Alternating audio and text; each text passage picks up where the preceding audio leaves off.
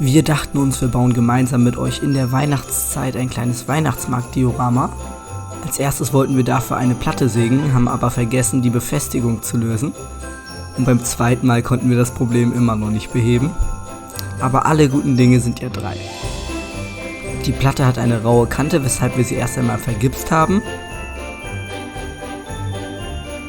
und dann schwarz angemalt. Und an dieser Stelle wünschen wir euch einen wunderschönen zweiten Advent. Da wir auch noch einen gefrorenen See darstellen wollen, haben wir aus Holzleim und Wasser eine Masse angemischt, welche wir auf die Platte gestrichen haben und dann Klopapier draufgelegt haben, was uns eine Grundstruktur bietet. Im nächsten Schritt haben wir die Kanten entfernt, oben sowie unten. Nun haben wir die Seiten abgeklebt, folgt uns auch auf jeden Fall auf Instagram.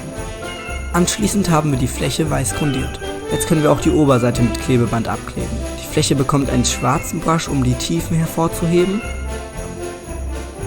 Und dann haben wir das Ganze mit Klarlack eingesprüht.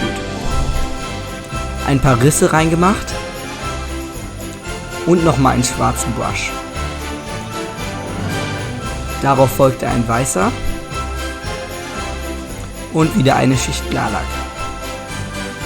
Jetzt konnten wir das Klebeband entfernen und noch ein letzter schwarzer und weißer Brush. Im letzten Schritt für heute haben wir die Oberfläche der Platte grundiert und mit einem Schneespray eingesprüht.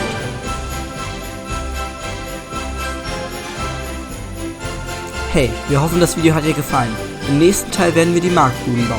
Schreibt uns auch gerne dazu etwas in die Kommentare.